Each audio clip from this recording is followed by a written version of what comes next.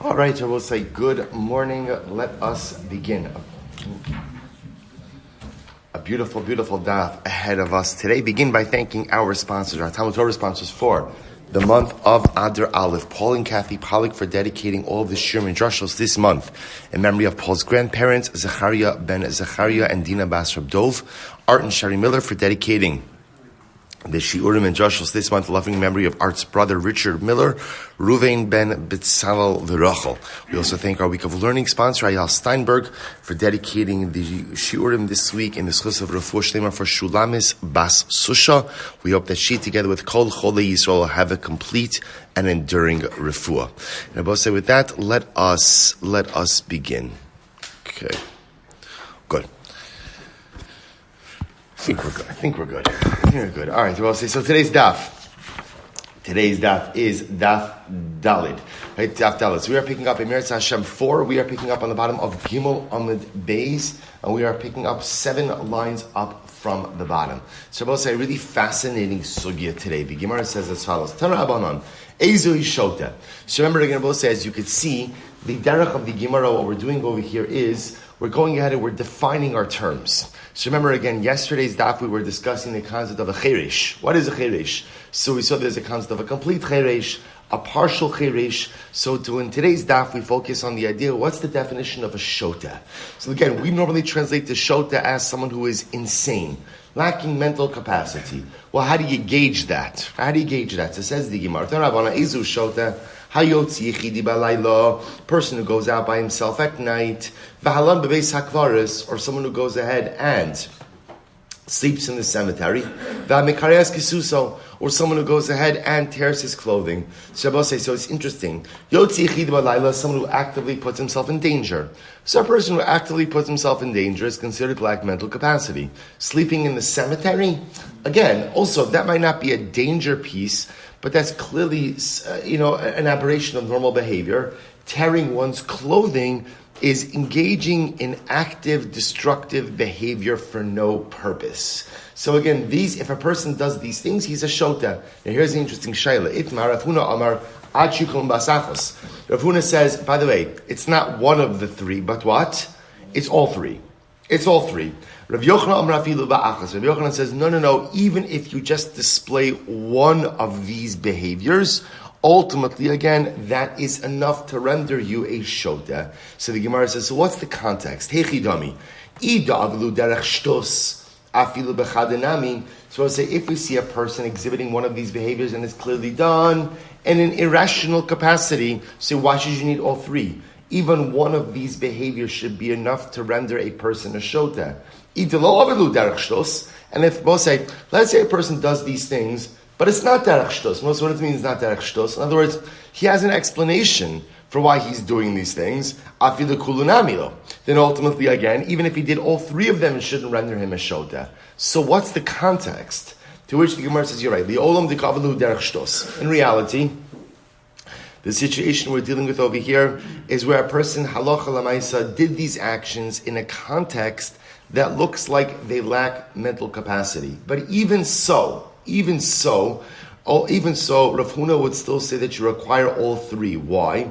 Because, here's what's interesting. Each one of these actions independently can be explained. How so? Watch this. Let's say a person sleeps in a cemetery. So a person can have a good explanation. Why am I sleeping in the cemetery? Literally because I want the spirit of impurity to rest on me. Now, why would someone want that? Look at the last Rashi on the days. Ruach shedim sheisiru lios mechashev. I always wanted to be a mechashev. I always wanted to be a sorcerer. Right? So in order to be able, I'm reading a little too much Harry Potter maybe, right? So I'm going ahead and sleeping in the cemetery. Because again, this way, again, the shadim hang out in the cemetery. So even though it looks crazy, there may be a method to the madness. I'm looking for this spirit of impurity to rest upon me. So the Gemara says, Vayotzi yichid balayla. This is very interesting. And when a person goes ahead and goes out at night, there could be an explanation for this as well. Amar gandrifos achdei. Say perhaps that again, gandrifos took hold of him. What's gandrifos? We'll say, take a look at that last Rashi, the Olam de Kavlu Derech Shtos. You see Rashi there? Actually, sorry, it's the second to last Rashi. So what's Gandrifos?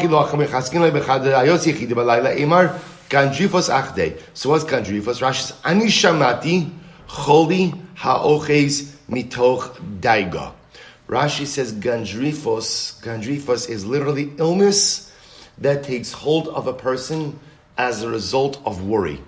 Or perhaps what he's talking about over here is a person is having a panic attack, or a person has extreme anxiety. So what happens sometimes when a person is suffering from extreme anxiety, they just need to get out. I just need to get out, right? I'm very anxious over here. I just need to get out. It's not a good idea to go ahead and walk outside alone at night. It's true. You know what's even worse? What's even worse is to be confined during an anxiety attack. So I'll say, isn't this fascinating? And by the way, what's also so profound about this is that sometimes the way we deal with anxiety is in non-productive manners. In other words, I'll say it's an incredible yesod. So a lot of us have anxiety about different things. I don't even mean necessarily like a diagnosed anxiety disorder. There are just many things that make us anxious, or maybe some things that make us very anxious. And sometimes when I'm anxious about something, we deal with that anxiety in unhealthy ways. People use all different types of things as an escape from anxiety, and those escapes sometimes are just as counterproductive as the anxiety itself. So it's incredible where the Gemara says, is this guy's walking outside and they say, shota. Maybe he's not a shota. Maybe he's just guy sha'achsu Gandrifos, ultimately again, cholia oches mitoch daiga. Maybe he just has a lot of anxiety. And to deal with his anxiety, he's taking a walk at night. And even though it's not the best idea, it may be the best idea for him right now. Rashi gives another interpretation. Or there's another possibility. The other possibility is he's really hot. Right? He's really hot. It's really hot in the house, right? So therefore he's going outside. He's going outside for a walk in order to cool off, right? His body temperature is very high. So I will say, so the idea over here is, and here's what's fascinating. Sometimes you see people engaging in behaviors that are actively bad ideas, right? That behavior is bad. But sometimes what drives them to the bad behavior may ultimately, again, be something underlying. I will say, by the way, I just want to tell you, it's an incredible yesod when dealing with children, with young adults. Sometimes you see children, teenagers doing things that are just crazy, and just actively harmful and counterproductive. And it's so easy to say, bad kid, off the derech, off this. It's so incredible. Sometimes you see people doing things that are really not good. You have to try to understand, what are the underlying factors? But it's not just true with teenagers, true with adults also. If you believe that people are good, if you really believe that people, which you have to, you see, there are some people that walk through life and they feel that everybody's bad. You know those people? Those are the people you stay away from because generally they're exceptionally bitter themselves.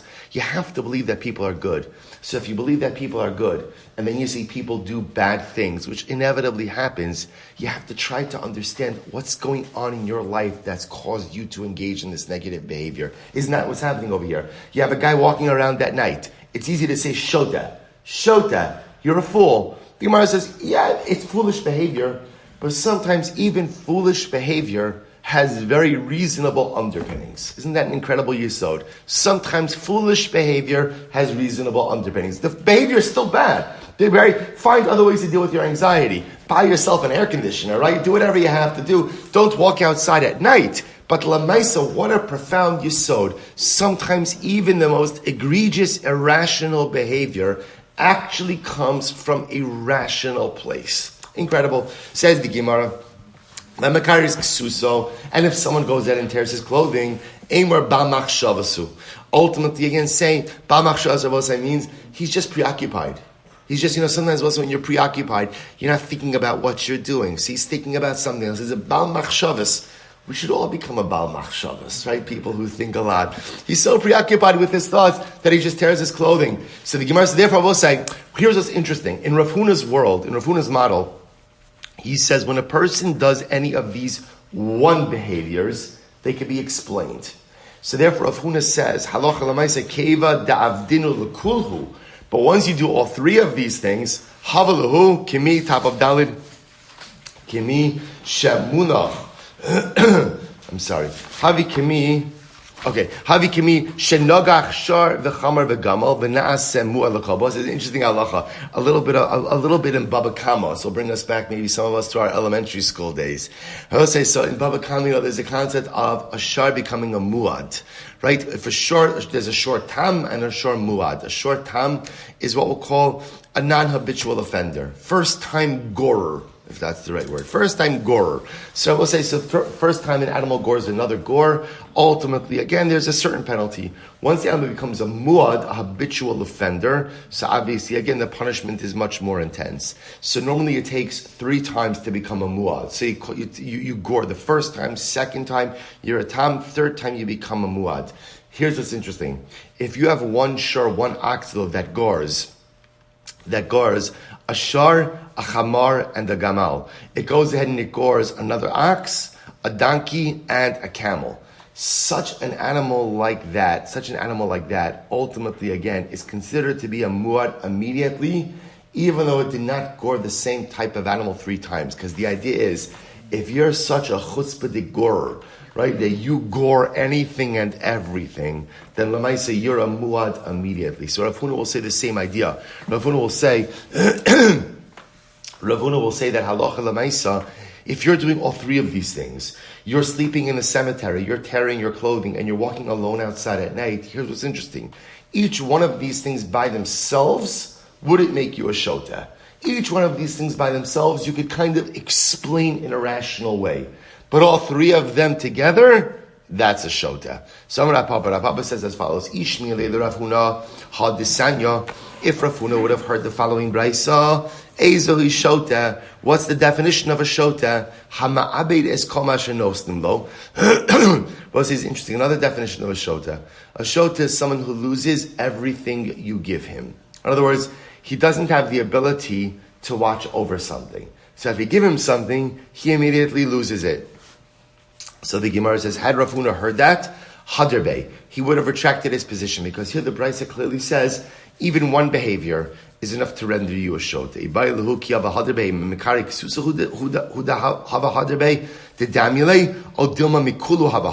When we say that Rav Huna would have retracted, would he just have retracted his position regarding tearing of clothing? That by itself is enough to render you a shota? Because we'll say tearing one's clothing is kind of like losing any object that's entrusted to you. Because both represent what? Destructive behavior. But maybe by the other ones, he would still say you need more than one behavior. Teku. But let's say, just by the way, how do we paskin? Because this is actually very important. How do we paskin in terms of the definition of a shota? Is it one of the behaviors or all of the behaviors? So I'll say the Shulchan Aruch paskins in a number of different places that Allah Ma'isa, one of the behaviors. So a person is classified as a shota if he exhibits any one of these behaviors. So either sleeping in the cemetery, walking alone at night, or tearing his clothing. Now both say, the Shulchan Aruch gives a qualifier.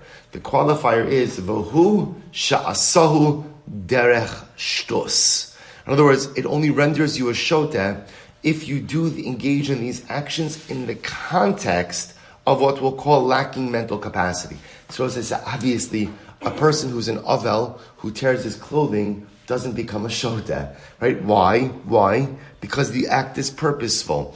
If I'm walking home alone at night because I'm coming from a shira, I'm coming from a shalom zachar, that's not a shota, right? That person sleeps in the cemetery because he got into a fight with his wife, right? So by the way, you laugh, but remember, that's the Gemara Maseches Brachos. We had that story of the chassid who slept in the cemetery on the night of Rosh Hashanah, right? So you got into a fight with your wife and you have no good friends, right? So I'll say, so now again, there's no one's couch to crash on, so you are now in the cemetery. So we'll say, so therefore again, the idea, and this is very important, so we pass in that halacha l'maisa, any one of these things by themselves is enough to categorize you as a shota, as long as it occurred in the context derech shtus. In a context where the behavior is totally nonsensical and seems to lack any shred of das. Incredible. We'll say weiter, tumtum va'adrogenous. So remember again, the next 2 people excluded who are potter from the olasri are tumtum and androgynous. So just to define our terms, the tumtum is the individual whose sexual organs are covered over by a membrane.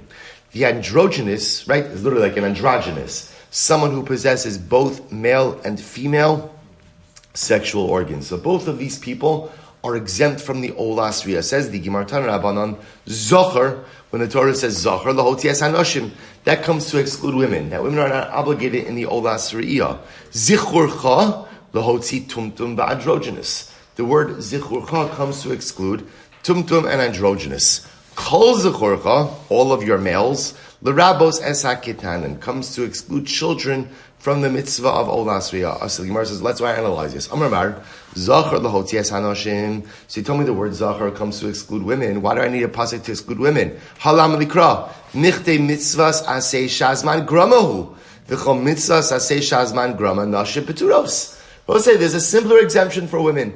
Right? Olas Riyah is a time-bound commandment. Women are exempt from all time-bound commandments. I don't need a pasuk. I'll tell you why. So we go back to what we saw 2 days ago on the first half of Chagigah, one of the most important limudim, a gzer shava of re'iyah from Olas Riyah to Hakel. And I might have thought, therefore, nashim chayavos, afkan nashim chayavos. Say women are obligated in Hakel. They are obligated in Hakel. So I might have thought, just like they're obligated in Hakel, so to what? They're obligated in Olas Riyah. Kamash Zachar comes to go ahead and exclude women. Good. Amar Zechurcha lahoti tumtum ba'androgynous. So Zechurcha comes to exclude tumtum and androgynous. So the Gemara says, Bishlama androgynous. I understand androgynous. Remember again, androgynous possesses both male and female organs. Itztrich sagdait chamina hobil ve'islet sad zichrus lechayiv. Sirabasi, I might have thought that because an androgynous does possess male qualities, right? Does possess male sexual organs, then maybe it should be treated like a zachar, like a man, and should be chayiv. Kamash malan de beria bifnei atzma. Both say this is really quite fascinating from a halachic perspective. An androgynous is neither male nor female. An androgynous is beria bifnei atzmo, is its own entity.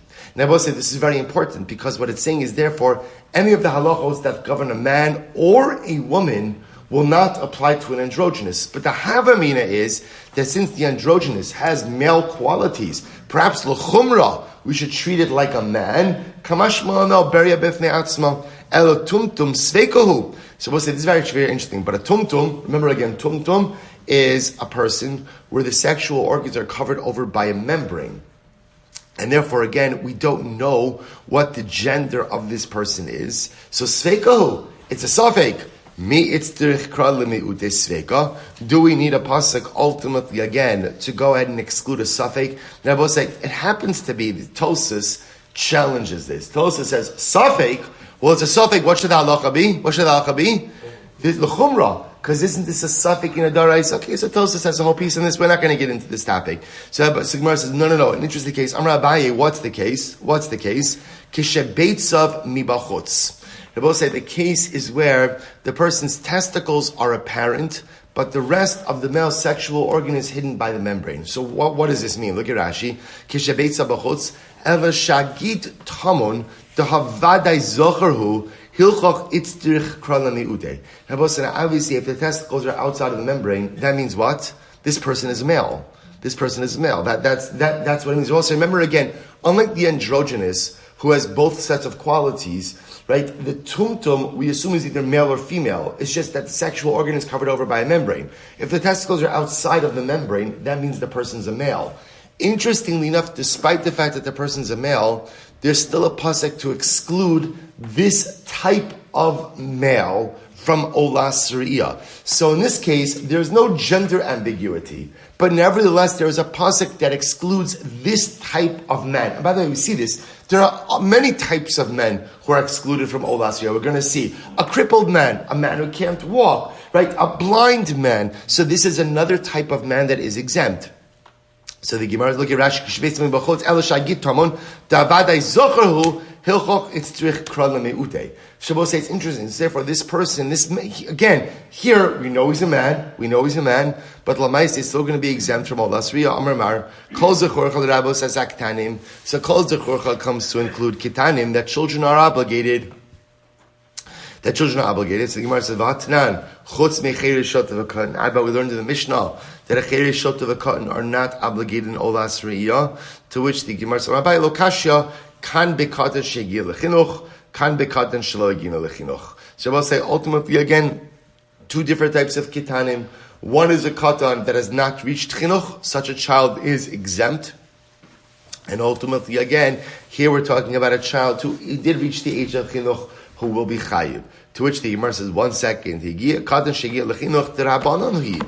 Gemara says, but a child who reached the age of chinuch, such a child is only chayiv b'drabanan, right? So the Gemara says, so if that's the case, he's only chayiv b'drabanan, how are you using a pasuk to go ahead and generate his obligation? To which the Gemara says, you're right, Inach inami ukra asmachta ba'alma. You're right, a katan who reached the age of chinuch, reached the age of education, is chayiv midrabanan. Right? The Gemara is just bringing a pasuk as an asmachta. We know this concept that sometimes, again, the Gemara will bring a pasuk to kind of create the scriptural allusion for a rabbinic law. The din is a din dirabanan, but ultimately, again, we bring a pasuk to support the din dirabanan. So the Gemara says, ve'elah kra l'may asa. So if that's the case, then ultimately, again, kol zechurcha is not really the source to obligate kitanim, because kitanim who reach the age of chinuch are only chayav midrabanan. If that's the case, then what does kol zechurcha come to teach me? L'chida acherim. This is not acherim omrim, but this is actually very interesting. Hamekametz v'amitzarif nechoshes v'abursi piturim min ariyah. Listen to this. To teach us that there are other people who are exempt from the mitzvah of re'iyah. Right, from the mitzvah of aliyah l'rega, of riyah. Who are they? Listen to this. Mekametz. Rashi says Mekametz is a guy. Rashi says Mekametz biyadot soas klavim. V'omer ani. So let's listen to this. So this is a guy who collects dog excrement with his hands. Now, why does he collect it with? Now, why is he collecting dog excrement altogether? For tanning purposes. Because remember again, so excrement was often used for tanning. So this is a guy, he works for the tanner, and he collects excrement with his hands. Or mitzarif nechoshes, who is the individual who goes ahead and smelts copper, smelts copper, right? Or bursi, a tanner. Both of us come denominator amongst all of these people, they have a terrible odor. And sometimes when a person is working in these industries each and every day, the odor seeps into their skin to the point that they're unable to rid themselves of the odor.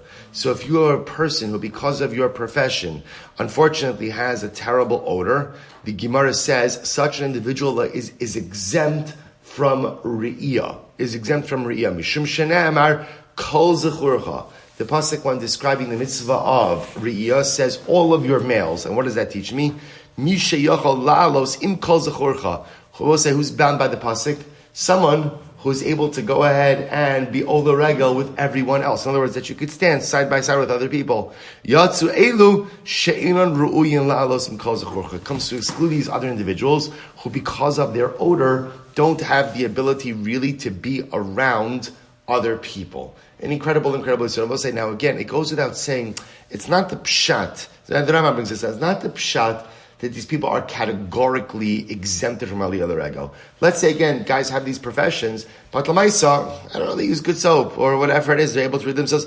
Obviously, if you could rid yourself of the odor, you're obligated. We're talking about over here a situation where a person has this profession and they can't rid themselves of the odor. Kol zechurcha comes along to say you are not obligated in aliyah l'regel. Which I will say also, there might be a number of other interesting applications to this, which is it could be maybe based on this also, maybe someone who's incontinent, right? And therefore, again, is also unable to control an odor. Maybe such a person also would be exempt from aliyah l'regel in such a situation. Or a person who has other digestive issues or other things like that, which kind of create a constant odor around them, perhaps such a person like that would also be exempt from aliyah l'regel. Okay, interesting. Noshim va'avadim she'ena mishukram. So we'll say again, the Gemara goes on, women and avodim who are not emancipated are pater from aliyah l'regel. Says the Gemara, bishlama noshim kida amron. So women we understand because it's a mitzvah saseh shazman grama. Fine. And avodim inolan. How do we know that avodim are exempt? Amar Avchuna Amar Kra El Pnei Ha'adon Hashem. Listen to this, because the pasuk says, "Why are you ola regel? Shalosh pa'amim bashana Yira'el kol zechorecha al panei adon Hashem. 3 times a year, you go up to see your master Hashem. What do we learn from this? Misha ein lo ela adon echad. So who's obligated in Aliyah l'Regel? A person who only has one master. Yotza zesh yesh lo adon acher. Comes to exclude the Eved who has another master as well. Let's say absolutely incredible. Why do we need a pasuk to exclude the Eved? Michdi. Kol mitzvah she'isha chayeves ba, Eved chayiv ba. Kol mitzvah she'ina isha chayeves ba, ina Eved chayiv ba. The Gemara la mi isha.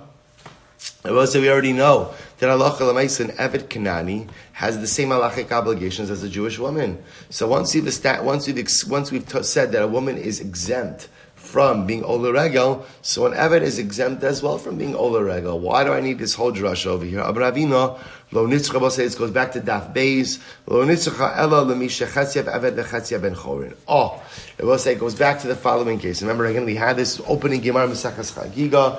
It refers to someone who is a half Eved, half free man. Remember again, we had this case. Eved is owned by Reuven and Shimon. Reuven emancipates his part, Shimon does not. The emancipated part of the Eved becomes a free man. So now you literally have an Eved who is half free, half Eved.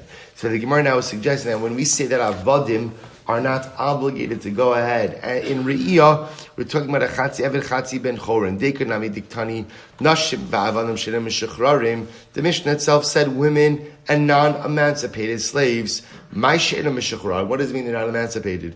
If you want to say that Allah Chalamaisa, they're not emancipated at all. Listen, Avodim Stama. Just say Avodim. Just say Avodim. Rather, when we're talking about non-emancipated, we mean slaves who are not fully emancipated. Umaynihu. It was an example of a not fully emancipated slave. Chetziav Eved, Chetziav Misha, Chetziav Eved, Chetziav Ben Chorin, Shmamina. So we'll say, so therefore again, the Mishnah must mean that it's talking about a Chetziav and Chetziav Ben Chorin. I will say, and I remember again, to link this back to Daf Beis, remember again, I will say, that this is not halacha l'maisa, because remember we saw in the sugya of Chetziav and Chetziav Ben Chorin that what happened? Originally it was machlokes Beis Shammai and Beis Hillel. What do you do with the Chetziav and Chetziav Ben Chorin? So what did Beis Hillel say? Work for yourself one day, your master one day. Beis Shammai is the one who said what? That's crazy. That's crazy. The guy is going to be stuck in limbo, specifically regarding marriage. He can't marry a Jewish woman because of the tzad avdus shavo, because he's a part Eben. He can't marry a shivcha because he's part Jewish. So therefore, again, Beis Shammai says, what do? We force his master to emancipate him, and the Ebed has now a debt of 50% of his value to the master who just emancipated. Remember again, what did the Gemara say? Chazru, Beis Hillel l'horos k'Beis Shammai, that Beis Hillel came around to this. Therefore, we paskin, interestingly enough, that a Chatziav and Chatzi Ben Chorin will be chayiv in Re'iyah, because since even though now he's only partially emancipated, we're going to force the remaining master to go and emancipate the remaining avdus. It's as if he's already emancipated and therefore is chayiv in Aliyah l'Regel. Incredible. Says the Gemara. Remember again, next case was the person who was crippled, the person who was blind, ill or old. Tana Habanan, supposed to listen to this. Regalim, remember again, the Torah refers to the pilgrimage festivals as regalim. So I will say regalim is also what? Raglayim, feet. What does this come to teach? Prat labale kabin. It was yesterday's daf. This comes to exclude a person who has a prosthetic. A person who has a prosthetic doesn't have their own feet, their own legs. Ultimately, they're pater. So regalim, prat lechiger, ulachola, ulasuma, ulazakein. So I'll say ultimately, again, the other passage is, what does regalim teach me? Someone who's crippled, someone who's sick, someone who's blind, someone who's old, and someone who's unable to walk up on his own feet. We'll say when that category of someone who's unable to walk on his own feet, what else does that come to include? We'll say this is fascinating. Amarava la'asuye comes to include mifanki. Listen to this. Someone who is a mifunak. Very fastidious. Very fastidious. It doesn't mean very fastidious. Look at the top Rashi in Amud Beis Mefanki. Shein holchin below min'al. The boss said there are some people who can't walk without shoes. Can't walk without shoes. Can't walk without shoes. They ain't. We'll say now. What's the problem if you can't walk without shoes? Here's the problem. You're not allowed to wear shoes into the courtyard of the Beis Hamikdash. So I will say, you might have a person who says, you know what, I'm just too sensitive. I'm too sensitive, I can't walk without shoes. And ultimately, again, therefore, such a person, the Gemara is looking at Rashi, Shein holkin below minal, de'in adam nichnas laharabayis b'mina olo. A person is not allowed to come onto the harabayis, not just the basement, the harabayis itself, with his shoes. D'chsiv, we'll see in just a moment. D'chsiv, ki savo liros, back to the Gemara, ki savo liros panai. When you come to go ahead and liros panai, mi bikesh zos miyadchem remos chatzeirai. Who asked you to trample? Who asked you to trample my courtyard? So we'll say, so the idea over here is that when you come, now it's interesting, by the way, where exactly we learn out the source for not wearing shoes on the harabayis. Here, we'll say, the Gemara says, Remos chatzeirai. Remos chatzeirai. So again, it sounds like, don't trample my courtyard. From here, we learn you don't wear shoes in the Beis Hamikdash. Tosfos points out that I thought we learned this out from Moshe Rabbeinu and the sneh.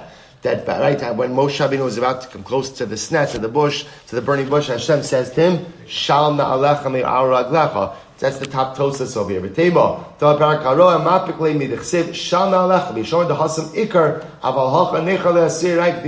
Shabbos say so again. Tosfos says essentially we use both. We use both. Shal na'alecha ultimately again is kind of like the source for this idea that when you come close to HaKadosh Baruch Hu, you take off your shoes. But ultimately, this pasuk really makes explicit reference to coming into the mikdash itself. I will say, Rav Shem Shlomo Hirsch explains, why don't we wear shoes? Why don't we wear shoes inside of the court, on the harabayis? Shoes give us a certain sense of confidence. And ultimately, again, and therefore, before HaKadosh Baruch Hu, the idea before the Baruch Shalom, you have to give up any sense of personalistic confidence and make yourself wholly reliant on HaKadosh Baruch Hu. So that's why it's not just shoes you can't wear. What else can't you bring with you to the Beis Hamikdash? Can't bring your wallet. Because your wallet, right? Your wallet gives you a sense of confidence, right? I've got my cash, I've got my credit cards, I've got, in Baltimore, my concealed carry, right? I've got everything, right? So I have everything that I need to give myself a sense of confidence. And I have everything. Your walking stick, right? Your walking stick also, right? These are things that give you confidence. When you come over HaKadosh Baruch Hu, the whole yisod of coming lifnei Hashem, the whole yisod is you give up the things that give you confidence, that give you a sense of autonomy, and you make yourself fully and wholly reliant on the Ribono Shel Olam. That's the sort of coming lifnei Hashem. So therefore, the Gemara says, interestingly enough, if you're the kind of person that can't walk around without shoes, you're a fastidious person, you don't like walking barefoot on the ground, right? It makes it a little squeamish. So halacha l'maisa, you would be exempt from aliyah l'regel, which is quite interesting. So the Gemara goes on to the Gemara says, Tana ha'aral v'ata. We'll say, I'll just point out totally different maramako. In the Friday Wall Street Journal, they had a piece of this in the op-ed pages about this woman's writing. I think it was the op-ed pages. This woman was writing about people who make other people take their shoes off when they walk in their home. It was like an open letter to people who have shoeless homes. And the chutzpah in asking people to take off their shoes when they come into your home. It was actually, it was quite fascinating.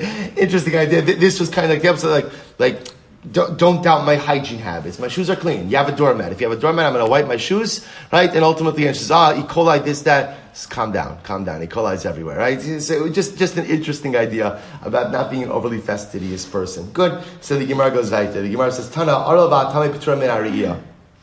So the Gemara goes weiter. The Arel, the Tameh, a person who's uncircumcised, person who's Tameh, is pata from re'iyah. Rashi says, now what does this mean? Now, this can't be literal, because obviously a person who's Tameh, can he come to the Beis Hamikdash? No. So what does it mean?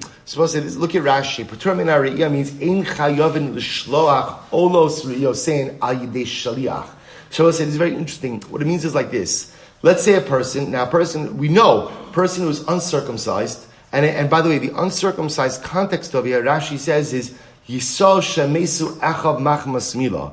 We're talking about someone. There's a concept like this in halacha of mesu achav machmas mila. Let's say you have a boy, and his older brothers died as a result of bris milah. Right? Now, contemporarily, we know that what does this mean?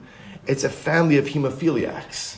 Right? So now, both remember again, in the times of the Gemara, so you didn't know that somebody had hemophilia, you give a boy a bris milah, there's no clotting agent, Rahman al-Islam, the child bleeds out. The child dies as a result of bris milah. So, unfortunately, sometimes they would only recognize this after this happened a couple of times. So you would not be mild. This happened twice. You would not circumcise the third child. So that's their child again. We don't circumcise him.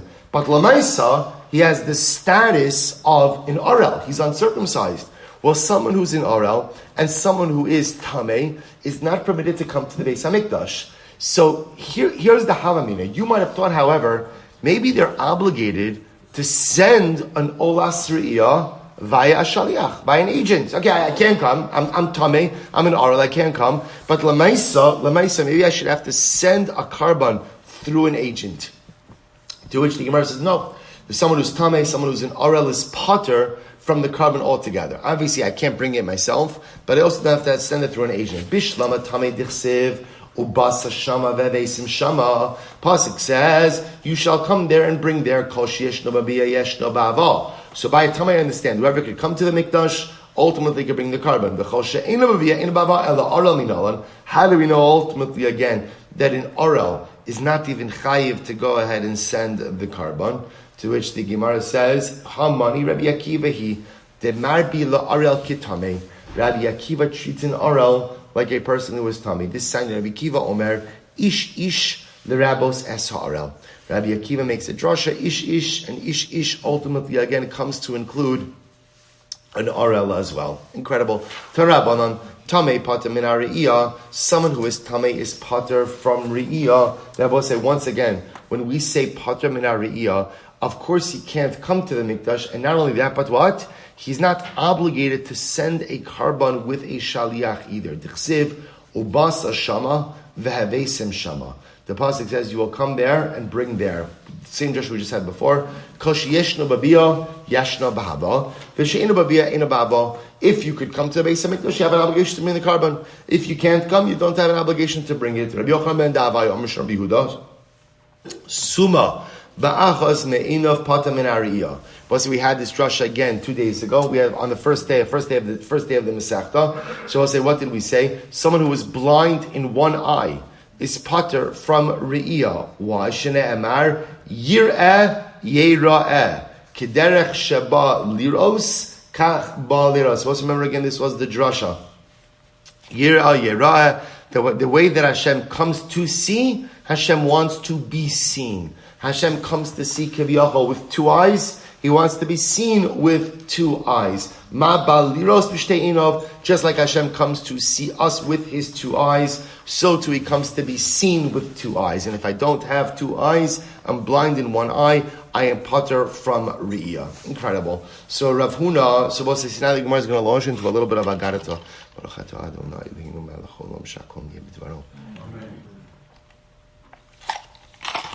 So we're going to see some beautiful Agarata now that's going to go through the next daf. Chagigah has some magnificent Agarata. Again, Agarata interlaced with Halach, or Halach interlaced with Agarata. So watch this. Rav Huna, Kimata the Haikra, Yira'eh Bachi.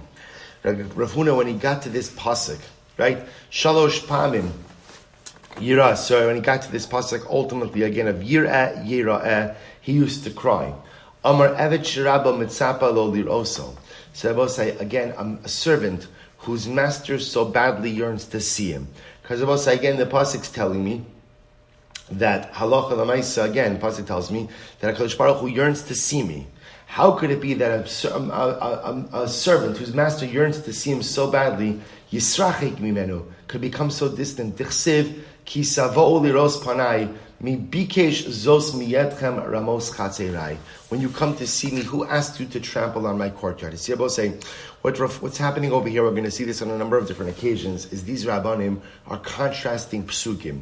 There's a pasuk that talks about the incredible closeness that HaKadosh Baruch Hu has to his people, and then a pasuk that highlights the unfortunate divide which occurs between Hashem and his people. So you have a pasuk that tells me about the need to come to be seen by Hashem. The master wants to see me so badly. And then the same master says, how dare you trample on my courtyard? Rav Huna kimat lahaikra bachi. Rav Huna, when he got to this pasuk, he would cry, V'zavachta shlamim v'achalta sham. You shall offer up shlamim and you shall eat them there. Now, I will say that's a good pasuk. That's talking about us bringing karbanos to the Beis Hamikdash. And yet, the Gemara says, Eved sherabo mitzape le'echol al shulchano. An Eved whose master looks forward to having him eat at his table. Eating at his table is a reference to bringing karbanos in the Beis Hamikdash. Yisrachik mimenu, could chas v'shalom become so distant? First, why line? Dichsiv, lama li rov zivchechem. So the same God that says, that invites us to come and offer up karbanos and eat by his table, then says, what do I need all of your offerings for? So we'll say to study in contrasts, how sometimes, again, there's the ability for this incredible closeness with the Ribbono Shel Olam, and then at the end of the day, HaKadosh Baruch Hu saying, what do I need all of your karbanos for? Rebbe Elazar will say, and you see again, these Rabbanim would cry when they would see these contrasts, because a relationship with HaKadosh Baruch Hu, like any life relationship, could be so beautiful, could be so magnificent, if nurtured. Right? You also like any relationship. If you want your relationships to be good, whatever relationship it is, your children, your parents, your friends, your spouse, you have to pay attention to the relationship. But if I neglect the relationship, it simply decays. So these Talmudim were crying because they see these psukim that highlight the ability to have such a profound closeness, but yet other psukim that highlight this incredible divide, and how something so beautiful could be something so distant and decayed, is what they cried about. Rabbi Elazar, Kimati the high krabachir. We'll say, get ready for this. A little bit of a different vein. Rabbi Elazar said, when he got to this pasuk, he cried. What did he cry? V'lo yachlu echav la'anos oso ki nivhalu mipanav. Shabbos, remember again, this is by Yosef. By Yosef, right? The brothers were unable to answer him because they became overwhelmed. I will say, so this is when Yosef revealed his identity.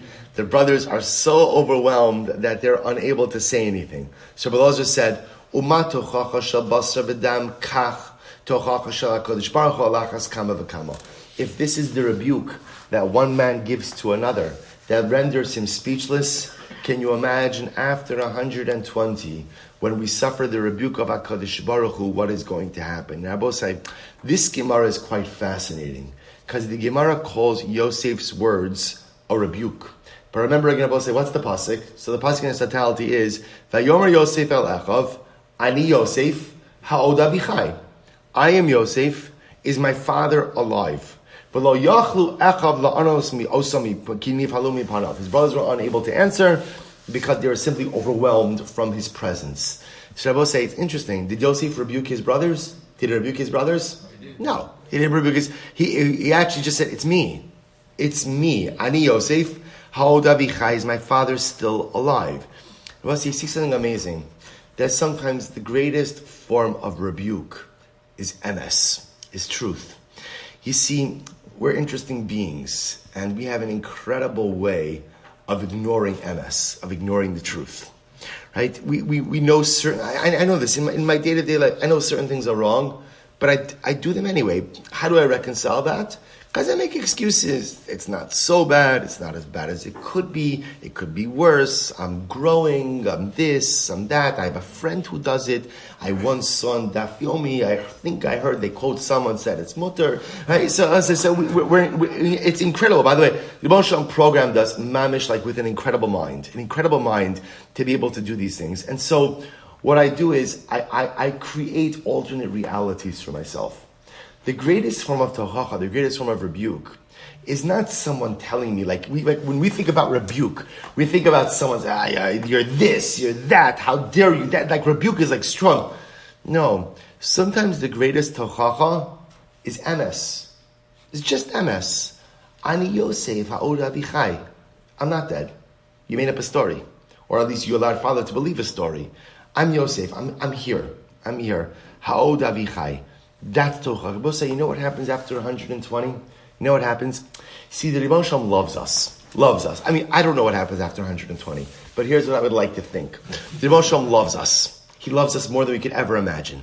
And he's not waiting there for us at the pearly gates, waiting to slam us in front of the Beis Din Shel Mala, right? Gathering all of our friends and family over the last generations in order to humiliate us in judgment in front of previous. That's not what he's looking to do. But you know what does happen after 120? You have to confront the life that you lived. That's all. It's just emes. You see, in the Beis Din Shel Mala, there are no illusions. In the Beis Din Shel Mala, there are no excuses. In the Beis Din Shel Mala, it just is what it is. So after 120, do you know what judgment is? Judgment is just having to confront the truth about the way that I lived. And I guarantee you, I can't guarantee you, but I'd like to guarantee you. The Rosh Hashanah doesn't have to say a thing. He doesn't have to say a thing. When I review the events of my life, and all of the excuses kind of fall away, and all of the excuses no longer hold any water, because in the Olam HaEmes, all there is emes. That's Tochacha. So I just have to make the accounting of my life is the need to look at the events of my life through the prism of emes, of truth. It is what it is. There are no excuses. There's no but this. There's no but you don't understand. There's no let me explain. It's just emes. It's just emes. And that in and of itself is the greatest Tochacha. I think it has to inform the way we live. Because the truth is, one of the things I think we have to try to do is live lives that don't require explanation. See what I was saying? If I do something and I have to explain it, right? It needs like a Torah, it needs like a Daf Yomi shir, right? It needs like a shitas. Like I'm going to show you the Rishon Achronim as to why I'm doing is right. Chances are what? It's not right. It's not right. Isn't that the goal? To be able to live a life where my actions, they stand on their own. It doesn't need Rashi and Tosis and the Maharsha and the Ben Yehoyada.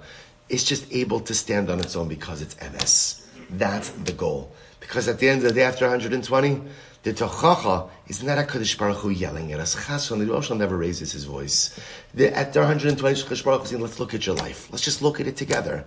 And I have to look at the events of my life through the prism of MS with no excuses. If we could get that right in Olam Hazeh, then Olam Haba, the world of MS, will be truly enjoyable and pleasurable. So you see Rabbi Elazar cried. He cried when he went over this pasuk. So Rabbi Elazar when Rabbi Elazar came to this pasuk, he began to cry. What did he cry? Vayomer Shmuel al Shal. This is actually very interesting. Lama here gastani lahalos osi. So I'll say, remember again, the episode over here is Shaul is about to go out to war to the Plishtim. But God is not talking to him. So he needs to go ahead and somehow find out what the future holds. And so he raises up the spirit of Shmuel Hanavi. Now, this is an interesting story because what he does is he accesses the spirit of Shmuel through an Ovi Yedoni, a necromancer. People who communicated with spirits through bones of the dead, which was normally a practice, which is a practice that is Asur Midaraisa, and that Shaul outlawed in the land. But nevertheless, this is how he accesses the spirit of Shmuel. So Shmuel says, why did you go ahead and waken me to raise my spirit? Shmuel was nervous. Shmuel Hanavi, who was a tzaddik, was scared about divine judgment. Anu alachas kama v'kama. How much more so? So Shmuel, who was a tzaddik, was scared about judgment. How scared we have to be as well? To which the Gemara says, Shmuel, what do you mean? Where do you see that Shmuel was scared of judgment? The Ksiv, listen to this. V'atomra isha shal elokim ra'isi olim. I saw spirits rising. Olim trei mashma. So olim means there are two spirits that she summoned. Who are the two spirits? Chad Shmuel v'idach da'azal Shmuel v'asye leMoshe b'hadei. Wow. When Shmuel Hanavi realized that his spirit was being summoned, what did he do? He went and he got the neshama of Moshe Rabbeinu along with him. Okay. Amar lei. So why did he get Moshe? Dilma chas v'sham ladina mitabana kum b'hadei. Shmuel thought that he was being summoned for judgment. And therefore he said, well, if I'm being summoned for judgment, Moshe, I'm bringing your neshama with you. Why? Deleka milsa de kasafta ba'oraisa de lo kayamtia. Because Moshe, I want you to testify that there was not one word in your Torah, Shmuel says, that I did not uphold. So also you see from here how scared Shmuel Hanavi was about judgment. That he felt that when he was being summoned, when he was being summoned, he thought he was being summoned for judgment. And when he's being summoned for judgment, what does he do? He brings the spirit of Moshe Rabbeinu along with him. If Shmuel Hanavi is scared about judgment, and Rabbi Elazar says how nervous we have to be as well. Rabbi Ami kimati lahai krabachi. So I wrote to Rabbi Ami, when he got to the following pasuk, he used to cry. What's the pasuk? Yitain ba'afar piu ulai yesh tikva. He puts dust in his mouth, which means a person humbles himself. Perhaps there will be hope. Perhaps if a person humbles himself, ultimately again there'll be hope. So the Gemara says, Amar kulei hai ve'ulai. If I humble myself, maybe there'll be hope. Others will say, this is interesting. What Rabbi Ami was crying about was, nothing is guaranteed in life. Right? Isn't this an incredible thing?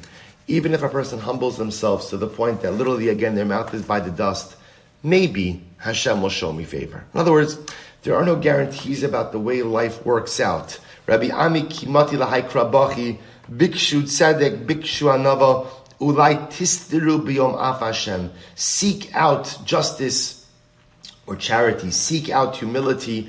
Perhaps you will be shielded on the day of God's wrath. Amar kulehai ve'ulai. All of this, so you tell me, even if I go ahead and I seek out tzedek and I seek out humility, maybe I'll be shielded. I will say, these are very important Gemaras, because what the Gemara is saying is like this: you have to do the right thing in life, but there's a very dangerous thing, which is, don't do the right thing in life because you think that assures you certain results. There are no guaranteed results in life, right? In other words, spirituality is not a vending machine. If you put in $1, you're getting the bag of chips because you typed in E6, right? So if you type in E6 into the vending machine, so D4 is not going to come out. Spirituality is not a vending machine. You could put in your dollar, you'll get something. What you get, when you get it, how you get it, those are things that are part of the Ribono Shel Olam's world. And this is very dangerous because too often we take the vending machine approach to Ruchnius. And we assume that if I put in the Ruchnius, I put in the Torah, I put in the Tefillah, I put in the Tzedakah, I'm for sure, right? Come on, give it back. Do you get something back for your Ruchnius? Absolutely, unequivocally, yes. But when, how, what?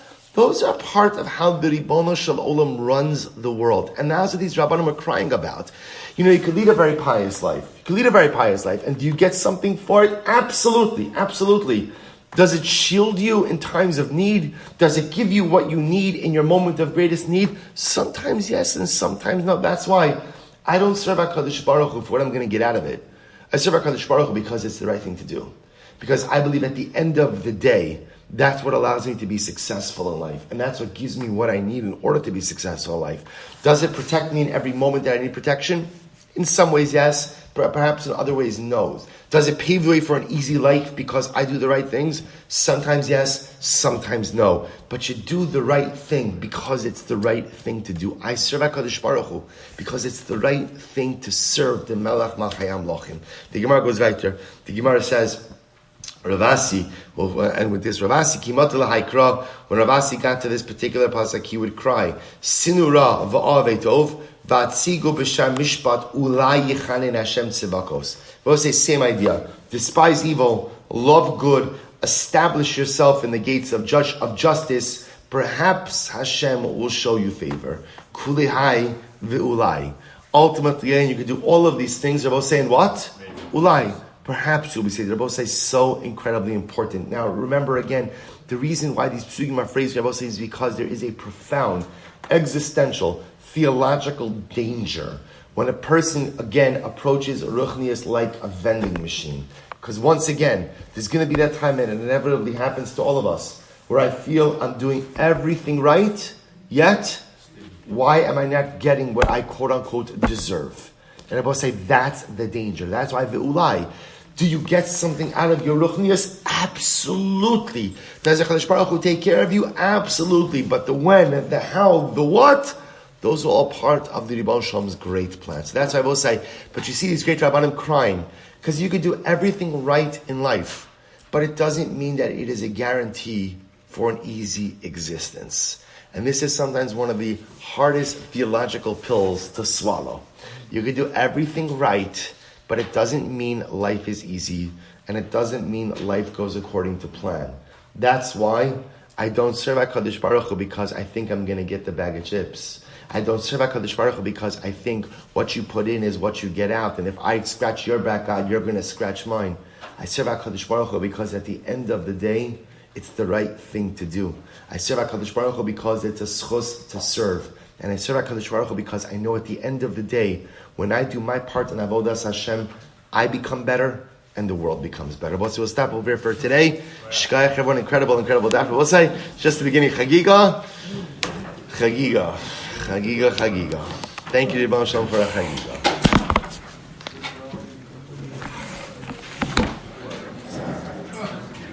Enlightenment, one of the things I was thinking of in the terms of tearing one's clothes makes one a shota. But when one sees a Torah Shnis one has to tear it twice.